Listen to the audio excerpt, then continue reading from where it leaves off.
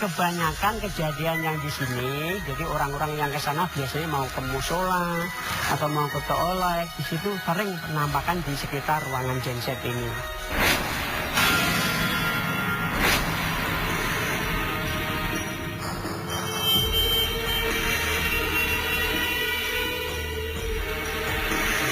Kalau Bapak, apa yang pernah Bapak rasakan di sini? Kalau di sini memang kalau setahu saya, jadi begitu sendiri terutama ya, begitu masuk wilayah kamar ragu ini, itu awalnya tinggi, istilah kayak kalau orang kan merinding gitu loh bahasa Jawanya. Di sini lift tanpa ada yang ngecek, terbuka Pernah, ya. sendiri dan berjalan naik turun sendiri. Kalau naik turun nggak terlalu terbuka sendiri, padahal nggak ada orang.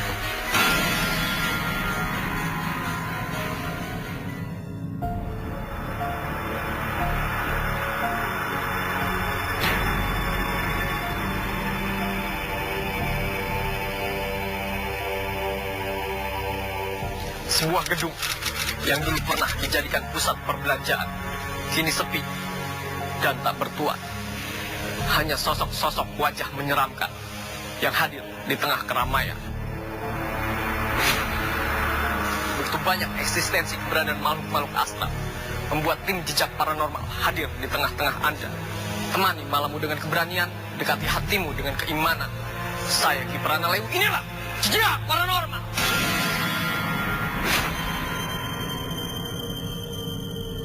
Sebuah gedung bekas pusat perbelanjaan yang sudah bertahun-tahun kosong, konon menjadi salah satu jalur gaib menuju kerajaan Siliwangi.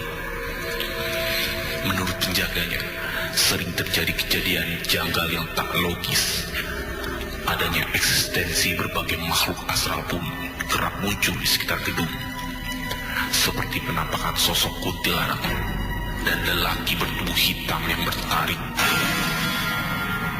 Malam ini, bersama Ki Pranalewu, Ciki, Rizky, dan Gagan akan membuktikan seberapa besar energi gaib yang ada di gedung ini.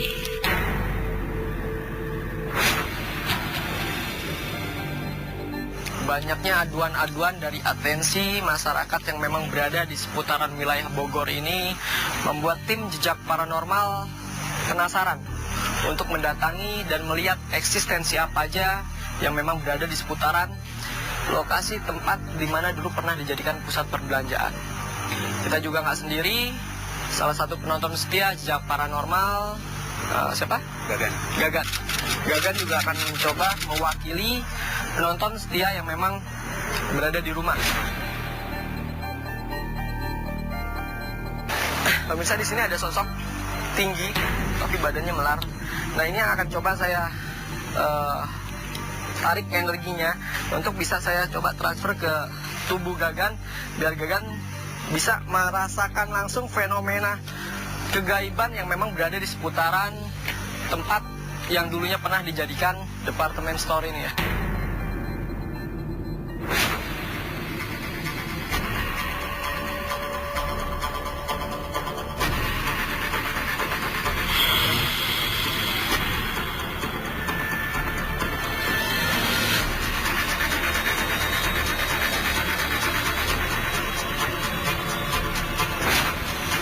Yakin?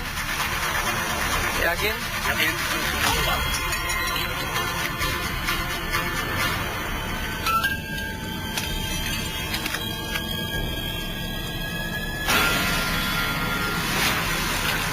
Apa yang kamu rasakan pada saat dihentakan sebuah bola tersebut? Saya cuman merasakan kayak ditipu bantal gitu. Cuman itu aja sih. Apakah sakit? Enggak sakit. Enggak sama sekali. Apakah berdarah? Enggak.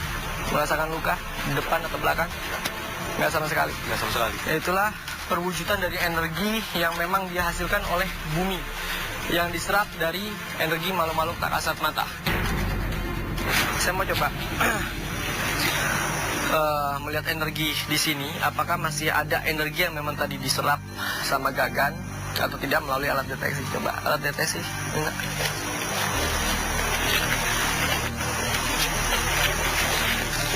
Ini alat detektor dari energi metafisik. Ini di belakang saya persis ini ada yang datang. Saya mau coba tanya. Lampu terus berkedap-kedip karena memang energi tersebut atau makhluk astral tersebut ini persis masih ada di depan saya. Ini dia menampakkan kesedihan ya. Siapa namanya? Namanya Santi. Dia cerita penuh dengan kesedihan. Ini bentuk jin horin. Jin horin yang menyerupai sosok Santi. Dulu dia bercerita sekitar 21 tahun yang lalu. Ini masih dalam taraf seperti hutan, kebun kecil. Dulu pernah dia diperkosa. Bisa ngasih tunjuk tempatnya? Kalau kamu diperkosa, tapi kenapa kamu bisa menyerupai sosok jin horin? Oh, dia dibunuh, dipotong-potong, dimutilasi. Bisa kasih tahu tempatnya di mana? Oke, yuk kita ikutin.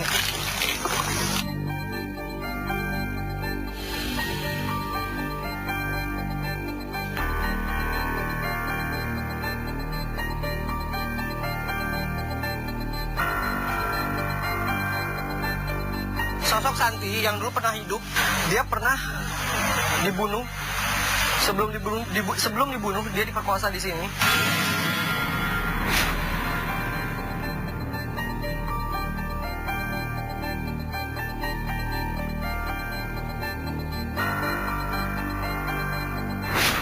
Nanti itu apa namanya botolnya, ikutin aja kemana dia akan berhenti, oke?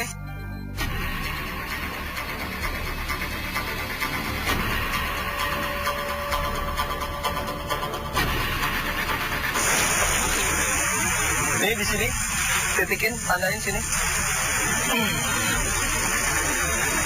Ini satu titik di sini. Sama di sini. Sekarang kita lihat dari yang pertama. Ada? Ini ada nih. Potongan pertama.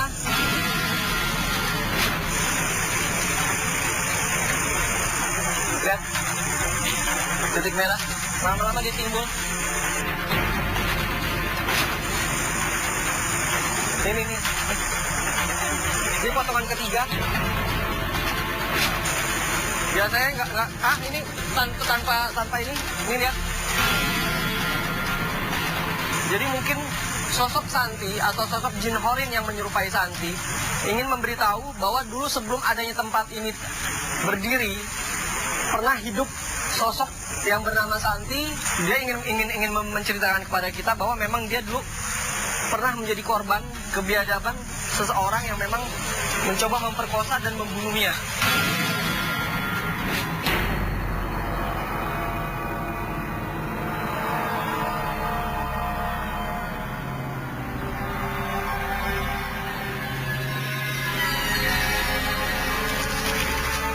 Tuh, ada denger nggak tadi suara tapak kaki lagi ya? Ini jelas sekali ya pemirsa ya. Baru tadi Ana membahas, karena di sini Ana lihat ada beberapa sosok. Yang sosoknya itu seperti manusia, Rizky, tapi mereka seperti penggawa-penggawa kerajaan. Jadi memang tidak salah menurut cerita masyarakat di sini, kalau memang ini adalah salah satu perlintasan ya pemirsa ya. Kalau bisa dijelaskan, intinya dari tempat ini, tapi ini secara alam gaib ya, alam tak kasat mata. Tempat ini itu seperti tembus ke arah kerajaan Laut Selatan atau Pelabuhan Ratu. Karena di sini ternyata yang berlalu lalang itu yang suara tapak kaki yang kita dengar itu adalah suara tapak kaki dari prajurit-prajurit kerajaan yang memang dengan sengaja menjaga tempat ini.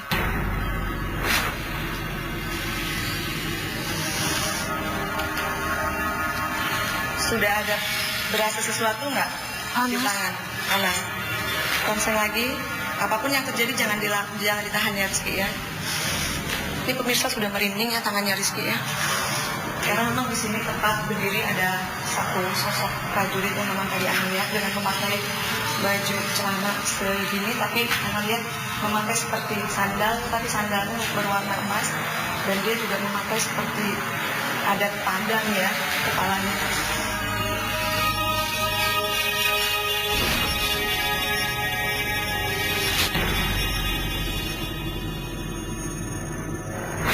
Nih, Rizky sedang berputar-putar di gedung ini karena memang secara kalau Anda lihat, ya Allah. Permisi.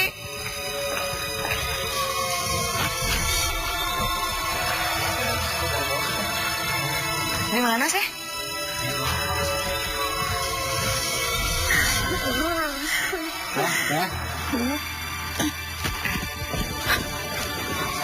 Udah bangun. Ntar penasaran aku ngejar yang tadi suara nangis tadi. Ini juga sebenarnya kalau dia nggak kalau batinnya nggak tahan, nggak ditahan, nggak dikontrol, sebenarnya beberapa sosok perempuan juga mau masuk ke badannya Rizky ya.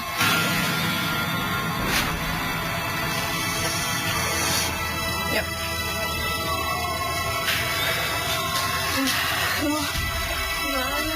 Gimana? Dingin banget pemirsa ya. Kemana sayang? Kemana? Tadi ngerasain apa aja? Bisa cerita nggak?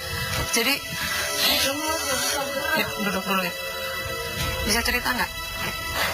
Selama di situ badan kayak kekunci, nggak bisa gerak.